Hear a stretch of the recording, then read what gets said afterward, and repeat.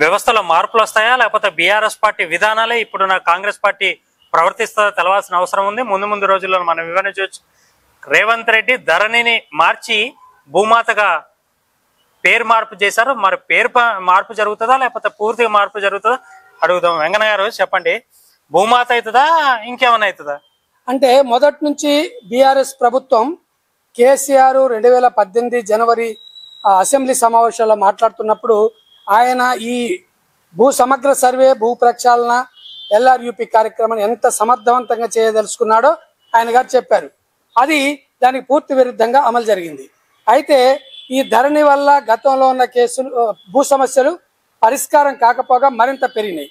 అయితే ఇప్పుడు దాని పేరు మార్చి, దాని స్థితి మార్చి భూమాత పేరుతోటి దీన్ని కొత్త సిస్టమ్ తీసుకురావాలని రేవంత్ రెడ్డి గారు ప్రయత్నం చేస్తున్నట్టుగా అర్థమవుతుంది. అయితే కేవలం పేరు మార్చడం కాదు, దాని యొక్క మొత్తం ప్రక్షాళన చేసి ప్రజలకి శాశ్వతంగా, అంటే ఈ తెలంగాణ రాష్ట్రంలో ఏ జిల్లాలో, ఏ మండలంలో, ఏ రెవెన్యూ సర్వే నెంబర్లో, ఏ రెవెన్యూ గ్రామంలో ఏ నెంబర్ ఉందో తెలుసుకోవడానికి, ప్రజలందరూ తెలుసుకోవడానికి ఓపెన్ సైట్లో పెట్టాలి. అదేవిధంగా అక్కడ ఉదాహరణకి ఒక జిల్లాలో, ఒక మండలంలో, ఒక గ్రామంలో ఏ సర్వే నెంబర్లో ఎంతెంత భూమి ఉందో దానికి మ్యాప్తో సహా, దాని GPS మ్యాప్ తీసుకొని మ్యాప్ వేసి దాని చుట్టూ సరిహద్దుల్లో ఎవరెవరు ఎంత భూమి కలిగి ఉన్నారు, ఏ సర్వే నెంబర్ కలిగి ఉన్నారు అని ఇచ్చే పాస్ పుస్తకాల్లో కూడా ఆ మ్యాప్లతో సహా ముద్రేసి శాశ్వతంగా పుస్తకాలు ఉంటట్టు చేసి, ఇటువంటి కార్యక్రమం జరిగినప్పుడల్లా పైరవికారులకి, తహసీల్దార్లకి మంచి ఉపయోగం జరుగుతుంటది. ఈ పైరవికారులంతా డబ్బులు వసూలు చేయడం, వీళ్ళ తహసీల్దారులంతా వసూలుదారులుగా మారడం, ఇదంతా కూడా జరిగింది. ఇప్పుడు ఇటువంటిది జరగకుండా చేస్తారా ఏంటనేది చూడాలి. ఇదే సందర్భంలో ఇదే కాంగ్రెస్ తరఫున గెలిచిన వాళ్ళు కానీ, కాంగ్రెస్ నాయకులు కానీ, కాంగ్రెస్ మంత్రులు అతి కొద్ది మంది కానీ 100 ఎకరాలు బినామీ పేర్లతో, తమ పేర్లతో ఉన్నదని తెలుస్తుంది. వాస్తవంగా వాటన్నిటిని బయటికి తీసి వాళ్ళు కూడా రైతు బంధు తీసుకొని ఉంటే వాళ్ళు రికవరీ చేశారనుకో, వీటన్నిటి కూడా ప్రక్షాళన చేసి రేపు భవిష్యత్తులో ఎవరి విమర్శ రాకుండా ఎదుర్కోగలిగేటట్టు చేయగలిగితే మాత్రం ఈ రేవంత్ రెడ్డి గారి ప్రభుత్వం రేపు ఎన్నాళ్ళకైనా శాశ్వతంగా ఉండే అవకాశం ఉంది. అట్లా చేస్తారా లేదా, భూమాత అనేది భూమేత అయిద్దా, భూమాయ అయిద్దా చూద్దాం. అదేవిధంగా సార్, ఈరోజు మీరు ఒక రచ్చబండ అనే కార్యక్రమం పెట్టారు. దీంట్లో ఒక SI భూమినే ఆ డివిజన్ 6వ డివిజన్ కార్పొరేటర్ మింగేసిందని SI స్వయంగా వచ్చి చెప్పిండు. ఒక మాజీ SIకే రక్షణ లేదు, అతని భూమి అతనికి రాలేదు.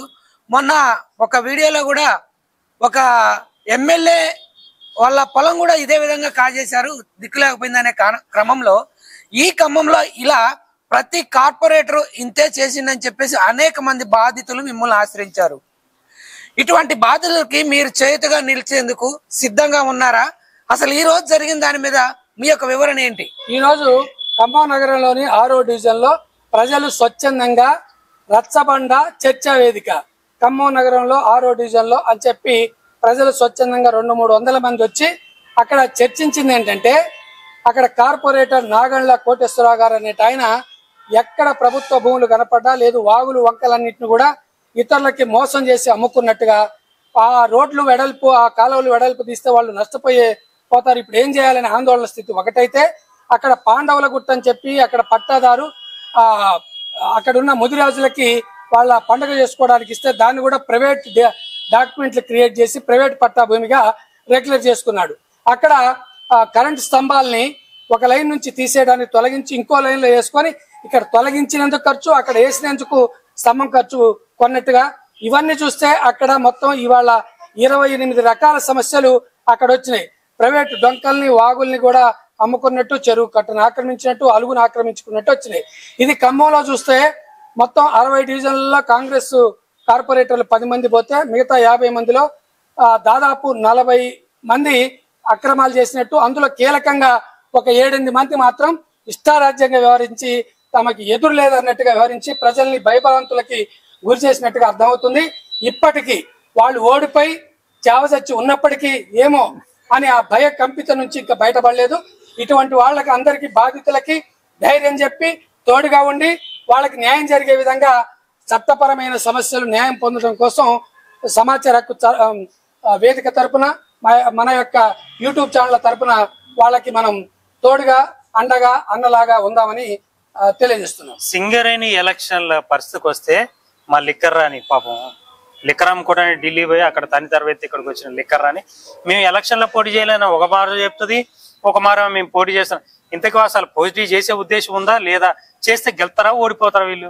ఈ ఎన్నికల పరిస్థితి ఏంటంటే ఊహించని దెబ్బ తగిలి దిమ్మ తిరిగి ఇంకేమంటారు, దిమ్మ తిరిగి మైండ్ బ్లాక్ అయింది అంటారు కదా, అటువంటిది మూడోసారి మా నాన్న ముఖ్యమంత్రి అవుతాడు, మళ్ళీ గెలుస్తాము, మా అన్న ముఖ్యమంత్రి కావాలా, మా బావ కావాలా, నేను కావాలా అని చెప్పి తాహతలాడిన వాళ్ళకి దిమ్మ తిరిగింది. కాబట్టి ఇప్పుడు ఈ పరిస్థితుల్లో సింగరేణి ఎన్నికలు పెడితే ఓడిపోతాం.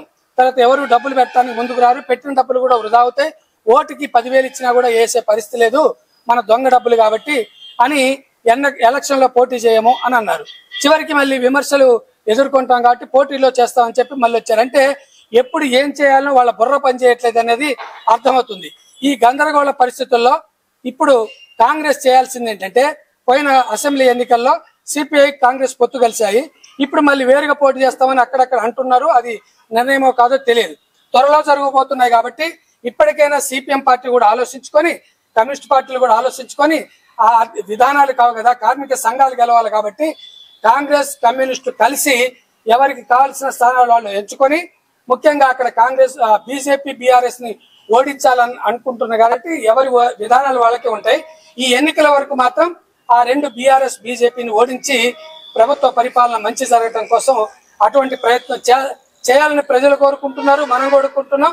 అటువంటి చేస్తే తప్ప ప్రజల విశ్వాసం నిలబడదు. లేదంటే ప్రజల నుంచి విశ్వాసం కోల్పోయిన తర్వాత వీళ్ళ ఐక్యత దెబ్బతిన్న తర్వాత ప్రజలకు ప్రయోజనం ఉండదు, ప్రభుత్వాలకు కూడా ప్రయోజనం ఉండదు.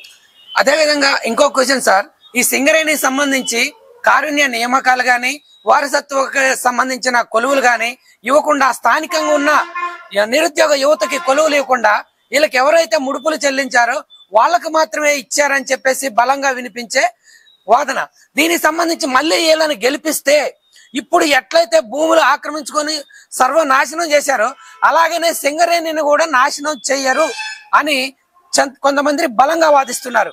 అటువంటి సింగరేణి కార్మికులకి మీరు చెప్పే సలహా, సూచన, సందేశం ఏమిటి? ఇప్పటికే సింగరేణి కార్మికులు దాచుకున్న డబ్బులన్నింటినీ కూడా ప్రభుత్వం వాడుకున్నది. అట్లా అన్నిట్లలో డబ్బులు వాడుకున్నా కూడా వీళ్ళు కాళేశ్వరం వంటి వాటికి విపరీతంగా డబ్బులు పెట్టి 6,71,657 కోట్ల రూపాయలు అప్పు చేసి ఒక్కొక్క మనిషికి 1,70,000 రూపాయలు అప్పు చేశారు. అయితే ఈ క్రమంలోనే సింగరేణి డబ్బులు కూడా వాడుకున్నారు. సింగరేణి కార్మికులకు ఉన్నది ఏంటంటే, గతంలో 1,00,000 పైన ఉన్న కార్మికులు యాంత్రీకరణతోటి క్రమంగా తగ్గుతూ 39-40 వేల మందికి వచ్చారు. వీటిని కూడా లక్షల రూపాయలకు అమ్ముకున్నారు. ఇది గనక రేపు మంచి కార్మిక సంఘం ఎన్నికైతే ప్రభుత్వం కూడా వారికి సహకరిస్తే అమ్ముకున్న ఉద్యోగాలేంటి, ఈ పరీక్షల్లో గనక ఎగ్జామ్ పేపర్లను అమ్ముకొని నిరుద్యోగుల దగ్గర డబ్బులు వసూలు చేసుకుంటే చాలా మంది కేసులు బయటకు వచ్చాయి.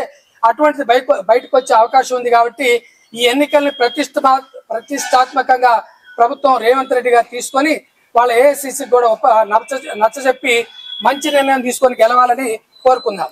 అదే కాకుండా వెంకన్న గారు, అసలు అధికారులలో ఇంకా కూడా గులాబీ మయం అనేది పోలే.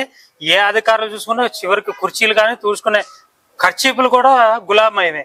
అంటే ఇంకా రేవంత్ రెడ్డి నాయకత్వంలో కాంగ్రెస్ పార్టీ అధికారంలోకి వచ్చిందన్న ఉద్దేశానికి వీళ్ళు పోయినట్టు ఏమనిపించట్లేదే? ఏమనిపించట్లేదు. ఇది కరెక్ట్, మంచి మాట వేశారు. ఎందుకంటే ఇంకా అక్రమాలు, దుర్మార్గాలు, ఆక్రమణలు, అవినీతి చేసిన వాళ్ళు ఒక నిద్రపై లేసినట్టుంది తప్ప ఓడిపోయినాం అని భయం అవుతుంది.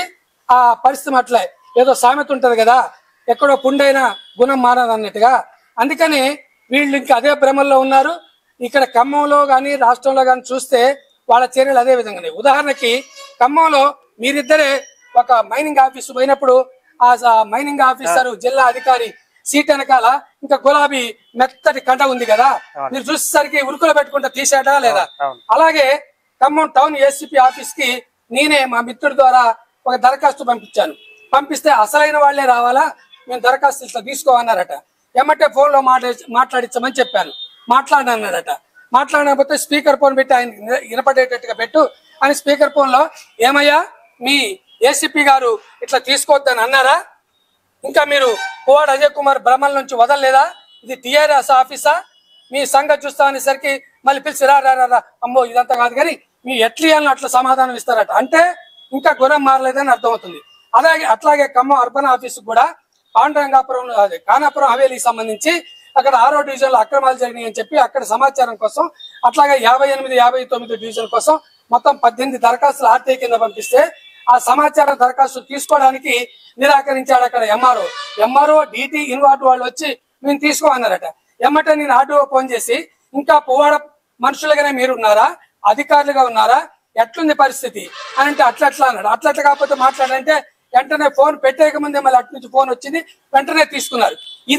ఇదే కాక ఇక్కడ అక్రమ కేసులు పెట్టారు, కబ్జాలు చేశారని చెప్తే ఇప్పటి వరకు ఫీల్డ్ లోకి వచ్చి సంబంధిత అధికారులు పంపించి ర్యాండమ్ గా ఏసీపీ ఇక్కడ జిల్లా కలెక్టర్ గాని పోలీస్ కమిషనర్ గాని ర్యాండమ్ గా పోలీస్ స్టేషన్ లో ప్రాంతాలు తిరిగి చేయాల్సిన పని చేయట్లే.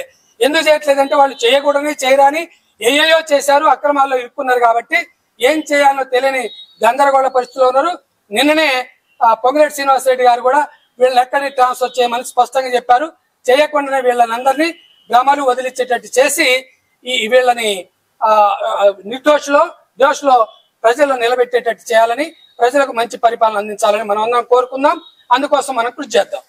వచ్చే ఎలక్షన్లు ఏదైతే సింగరేణి యూనియన్ ఎలక్షన్లు ఉన్నాయో, యూనియన్ ఎలక్షన్ లో ఇండియా కూటమిలో ఏవైతే భాగస్వామ్య పార్టీలు ఉన్నాయో ఆ పార్టీలను ఐక్యతారకంతో బీజేపీ బీఆర్ఎస్ రెండు ఒకటే కాబట్టి ఈ రెండు పార్టీలని చర్మగీతం పాడే విధంగా ఐక్యతారకంతో ముందుకు పోవాలి తప్ప వైరుధ్యం చూపించి సిపిఐ సిపిఎం కాంగ్రెస్ వేరువేరుగా పోటీ చేస్తే ఓట్లు చీలిపోయే పరిస్థితి ఉంది. కాబట్టి ఐక్యతారకంతో పోటీ చేయాలి, గెలుపు అంచెలకు వెళ్ళాలి తప్ప వ్యతిరేక బావట అనేది ప్రతిపక్షాలకి ఉపయోగపడే కార్యక్రమం కాబట్టి అలాంటి విధానాలు పోకుండా, అదే కాకుండా ఎవరైతే అధికారులు ఉన్నారో ఇకనైనా మీరు మారండి, మారకపోతే చాలా ఇబ్బందులకు గురయ్యే పరిస్థితులు కూడా ఉన్నాయి.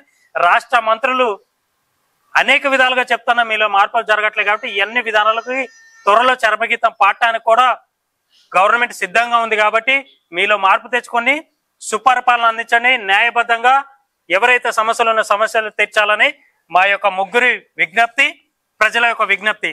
నమస్తే.